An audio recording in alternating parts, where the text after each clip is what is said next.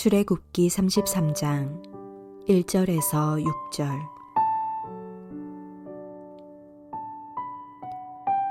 여호와께서 모세에게 이르시되 너는 내가 애굽 땅에서 인도하여 낸 백성과 함께 여기를 떠나서 내가 아브라함과 이삭과 야곱에게 맹세하여 내 자손에게 주기로 한 그 땅으로 올라가라. 내가 사자를 너보다 앞서 보내어 가나안 사람과 아모리 사람과 헷 사람과 브리스 사람과 히위 사람과 여부스 사람을 쫓아내고 너희를 적과 꿀이 흐르는 땅에 이르게 하려니와 나는 너희와 함께 올라가지 아니하리니 너희는 목이 곧은 백성인즉 내가 길에서 너희를 진면할까 염려함이니라 하시니 백성이 이 주엄한 말씀을 듣고 슬퍼하여 한 사람도 자기의 몸을 단장하지 아니하니 여호와께서 모세에게 이르시기를 이스라엘 자손에게 이르라. 너희는 목이 곧은 백성인즉 내가 한순간이라도 너희 가운데에 이르면 너희를 진면하리니 너희는 장신구를 떼어내라. 그리하면 내가 너희에게 어떻게 할 것인지 정하겠노라 하셨습니다. 이스라엘 자손이 호렙산에서부터 그들의 장신구를 떼어내니라.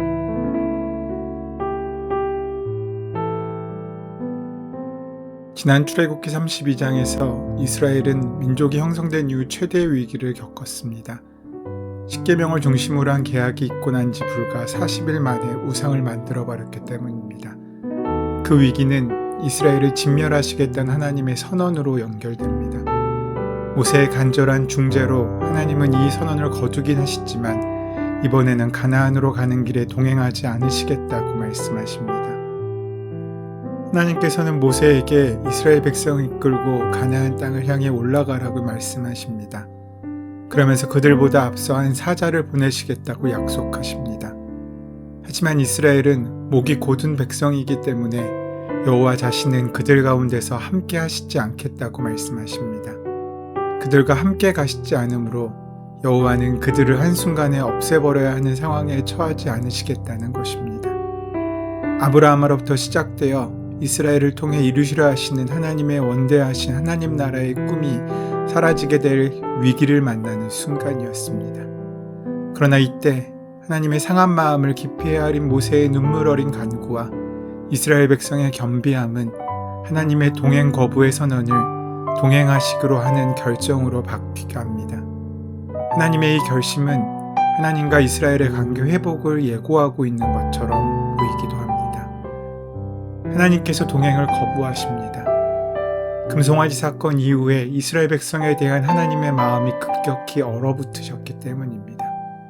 그들을 진멸하시겠다는 결심이 모세의 간절한 중재로 바뀌었지만 이번에는 동행하지 않으시겠다고 말씀하시는 그 뜻을 모세에게 보이십니다.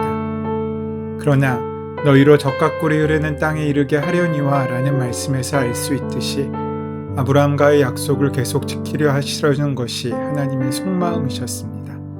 모세는 이 뜻을 읽어내었습니다. 모세는 또다시 하나님의 백성들을 위하여 간구합니다. 특별히 이스라엘은 하나님의 백성이기 때문에 하나님의 용서를 필요로 한다는 점에서 근거해서 모세는 여호와 자신이 그 백성과 함께 가실 것을 간청합니다. 하나님의 진심이 무엇인가를 읽어내는 사람이 하나님의 일을 하는 것입니다. 바울도 하나님의 속마음을 읽고 로마서에서 밝히고 있습니다. 예수님을 십자가에 못 박았던 불순종한 유대인들이 돌아오기를 바라시는 것이 하나님의 마음이라는 것을 말입니다. 만약에 이때 모세가 하나님의 뜻이오니 하나님의 뜻대로 하옵소서라고 물러섰다면 어찌 되었겠습니까? 모세는 하나님 마음 깊은 곳에 하나님의 내심을 읽어내고 하나님의 동행 거부의 뜻을 돌이키실 것을 강력하게 요구합니다. 그러자 하나님께서도 모세에게 당부하십니다. 이스라엘 자손에게 이르라. 너희는 목이 곧은 백성인즉 내가 순식간에라도 너희 중에 행하면 너희를 진멸하리니 너희는 장신구를 떼어내라. 그리하면 내가 너희에게 어떻게 할 것인지를 정하겠노라 하셨습니다. 하나님께서는 백성들의 몸에서 장신구를 떼어내라고 말씀하셨습니다. 장신구는 자신을 꾸며서 다른 사람에게 더욱더 자기를 돋보이게 만들고자 사용되는 도구입니다. 그것은 자기를 강화시키고 내면 가운데 하나님을 외면하고 욕망을 붙잡은 선택일 수 있습니다. 여기서 장신구를 떼어내라고 하나님께서 하신 명령은 자기를 부정하지 않으면 나를 따를 수 없다고 하셨던 예수님의 말씀과 연결할 수 있습니다. 버릴 수 있을 때 버리는 것, 버려야 할 것을 버릴 수 있을 때 그 삶은 아름다워질 수 있습니다. 장신구를 떼어낸다는 것은 그렇게 옛 삶과 단절을 상징하는 것입니다. 자신만을 위하여 살던 나에서 하나님의 뜻을 따라 사는 이제 하나님의 백성이 되는 삶으로 바뀌어지는 과정입니다. 백성들은 이 말씀을 듣고 슬퍼하여 한 사람도 그 몸을 단장하지 아니합니다. 백성들이 3,000명이 죽는 모습을 본 후에야 정신을 차린 것입니다.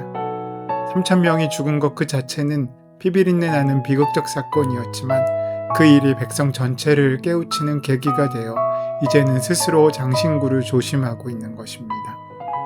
장신구는 애굽 사람의 삶의 습성을 따른 복장 양식입니다. 사람의 옷 매무새는 그 사람의 정신 상태까지 은연중에 대변하게 됩니다. 이스라엘 백성에게 아직도 애굽에서의 근성이 남아 있었다는 뜻입니다. 사실 금송아지를 만든 것도 오래 참지 못하고 쉽게 포기하는 애굽에서의 노예 근성에서 나온 일입니다. 이제 하나님께서는 그 속과 겉 모두를 철저하게 하나님 중심으로 바꾸기를 원하고 계시는 것처럼 보입니다. 이스라엘 백성이 여기서 스스로 자원하여 장신구를 제하는 것은 참으로 감사한 일입니다. 이스라엘 백성들이 3,000명이 죽은 사건을 놓고 하나님 앞에 더 큰 반성의 기회인 줄 알고 장신구를 제거했다는 사실, 이것이 아주 중요한 것입니다. 동행 거부에서 동행 결정으로 바꾸시는 아주 중요한 이유가 여기에 있습니다. 동행 거부에서 동행 결정으로 하나님의 마음이 바꾸시는 데는 모세의 중재와 이스라엘 백성의 회개가 함께 어울러 있었다고 볼 수 있습니다. 사실 하나님께서는 그들과 함께 가고 싶으셨던 것입니다. 하나님이 이스라엘 백성과 동행하지 않겠다고 하신 이유는 하나님께 있는 것이 아니라 이스라엘 백성에게 있었습니다. 함께하지 않으시겠다는 동행 거부는 어떤 면에서는 하나님이 매몰차게 차갑게 느껴지기도 하겠지만 사실 동행 거부의 이유는 하나님께 있는 것이 아니라 이스라엘 백성에게 있었습니다. 그렇다면 함께 동행하기로 결정하신 그 이유 역시 모세가 만들어낸 것입니다. 이스라엘 백성이 먼저 겸비함으로써 문제 해결의 실마리를 제공하자 하나님께서는 좋아하시는 것 같습니다. 잘못하고 야단을 맞으면서 고치겠다고 하니 그 고치겠다는 마음을 곧게 보시고 그들에게 다시 한 번의 기회를 주고 있으신 부분인 것입니다. 후에 보면 아합이 하나님 앞에 범죄함이 극에 달했음에도 스스로 베옷을 입으니 하나님께서는 그 모습만으로도 기뻐하셨습니다. 그리고 도리어 엘리야에게 아합이 베옷을 입은 것을 보았느냐라고 물으셨습니다. 하나님은 그런 분이십니다. 엄청난 잘못을 저지르고도 아주 작은 뉘우침의 결심만 있으면 그것을 보시고 마음을 돌이키시는 분이 우리 하나님이십니다. 어쩜 하나님께서는 이미 마음을 돌이키실 작정을 하고 있으신지도 모릅니다. 모세가 하나님의 상한 마음을 헤아리고 조심조심 긍휼을 구하는 그런 모습을 통해서 하나님의 마음이 동행 거부에서 동행 결정으로 바뀌어진다고 봐야 할 것입니다. 하나님께서 응답하십니다. 내가 친히 가리라. 내가 너로 편케 하리라. 동행해 달라는 모세의 요청을 들어주시면서 하나님께서는 덧붙여 말씀하십니다. 너를 편하게 해주겠다고, 함께 가겠다고. 말씀만으로도 모세의 마음은 이미 편해졌을 터인데 그 마음을 또 아시고 편안케 해주시겠다고 약속하고 있으십니다. 이스라엘과 하나님 사이가 좋으면 좋을수록 모세의 마음이 편한 것 아니겠습니까? 하나님을 위로하는 모세, 또 하나님의 뜻을 온전히 알고 그 뜻을 구하는 모세, 그리고 그 모세를 위로하시는 하나님, 하나님과 모세는 그렇게 아름답게 광야길에 동행하고 있는 것입니다. 우리가 지금껏 읽으며 느껴온 바이지만 하나님과 모세 사이는 보통 사이가 아닙니다. 하나님의 마음을 헤아리는 자만이 받을 수 있는 아름다운 선물을 지금 모세가 만나고 받고 있습니다. 우리 삶 가운데 아무리 많은 것들이 허락된다고 할지라도, 목숨을 구했다고 할지라도, 많은 재물을 얻었다고 할지라도 하나님이 함께 하시지 않으면 그 모든 것은 소용없는 일입니다. 오늘 하나님께서는 우리와 함께 하고 싶으십니다. 그러기에 우리가 먼저 겸비하고 거룩해져서 주님께서 우리와 함께 하실 수 있도록 우리의 삶과 우리의 삶의 자리를 살피는 것이 필요합니다. 그 귀한 은혜 가운데 하나님께서 동행하시고 함께 하시는 복된 하루를 살아가는 저와 여러분 되시기를 소원하고 축원합니다. 은혜의 주님, 우리가 다른 어떤 것보다 주님의 동행하심을 구하오니 우리와 함께 하셔서 어디에 있든지 무엇을 하든지 주님과 함께 이기며 승리하는 복된 삶을 살아갈 수 있도록 역사하시고 함께하여 주시옵소서. 우리 주 예수 그리스도의 이름으로 기도드립니다. 아멘. 오늘 허락하신 말씀을 함께 깊이 묵상하심으로 오늘 나에게 주시는 말씀으로 만나시기 바랍니다. 우리의 삶의 모든 문제와 간구를 하나님께 온전히 맡기시고 기도하는 시간 가지도록 하겠습니다. 함께